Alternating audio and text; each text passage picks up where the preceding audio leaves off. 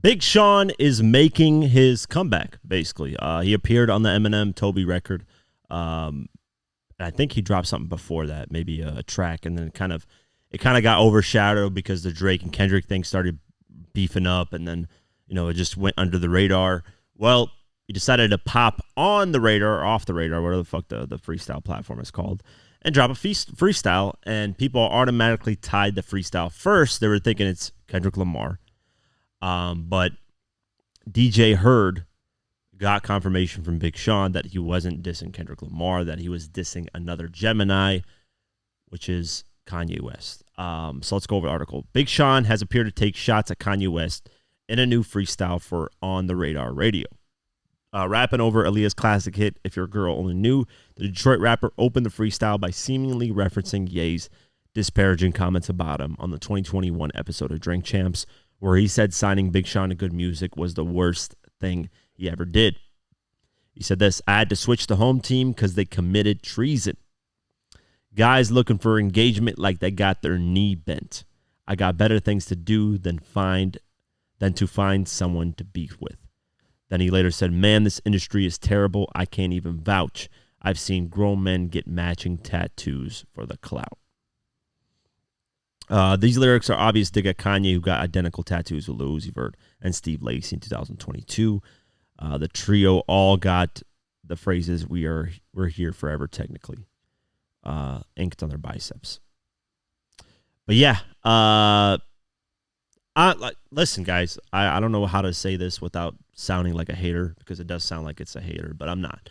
I love, Big Sean has talent, but I just can never get into him as an artist. His voice just doesn't do it for me, and there's nothing wrong with that. But if he has his run, he does his thing, he battles. I think what Big Sean is realizing is that he was in the conversation of being with Drake, J. Cole, and Kendrick, right? The big four, and even who else was in the conversation? You could even throw Wale in there at the time when they all blew up in 2008, 2009, 2010. Kid Cudi even had his own type of style that people were considering for, a lot of people were Meek Mill, a lot of people were thrown in that conversation, but those artists didn't last because they weren't consistent.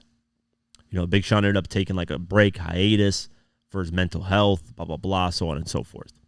And I think he feels he missed that boat. And now he's like, you know what? I saw what Drake and Kendrick did with their battle, how big it got. Let's see if he's not saying let's see if I can start a battle and become as big as, no.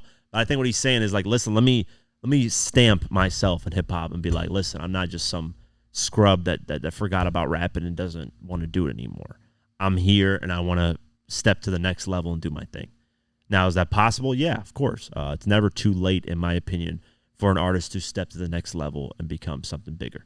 2 Chainz did it. A lot of artists that have fell off or just weren't hot at a certain moment came back, got hot again, and did their thing. It's very possible. But you also got to reinvent yourself. 2 Chainz reinvented himself.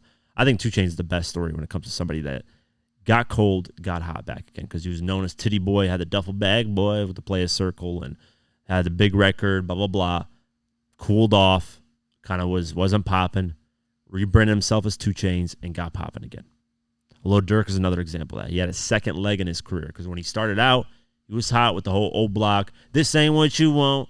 I love that record, by the way. Then he had that record, Like Me with Jeremiah, signed to Def Jam, did his thing. But then he started going more towards the female lovey-dovey route and kind of fell off in a lot of people's eyes. People weren't really rocking with the music, and then he got back, did collab album with Lil Baby, started doing track records with Drake and all this stuff, and boom, he had another run. So there's a huge possibility that Big Sean can have another run and do his thing. Same with Wale, man. I think Wale is one of the most talented artists that came out of that group.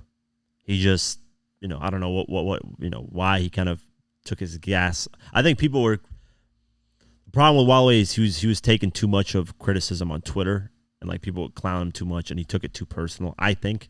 Wale has seen my content, so shout out to Wale. I would love to interview him if he ever wanted to come back and do an interview, because he hasn't done an interview, I don't think, in ages. If you ever wanted to do an interview on a platform, Wale, definitely hit me up. I would love to do an interview with you. I think that Ambition album is one of my favorite albums that came out in 2010s. Huge fan. So, we'll see what comes out of this. Big Sean After, by the way, after this diss, sorry, I almost ended it there, but there's more that happened. After this diss, a Kanye fan, quote unquote, on one of these discords or platforms, I don't know which one, leaked most of Big Sean's album because he was dissing Kanye. So now Big Sean's starting to get ahead of it. He's starting to drop tracks. He just dropped a preview of a song he has with Alchemist. And he's saying, well, I guess I got to drop these tracks before the leakers get ahead to it. So unfortunate type of rollout for his album, but we'll see if he can kind of come back with that. But yeah, we'll keep our eyes posted.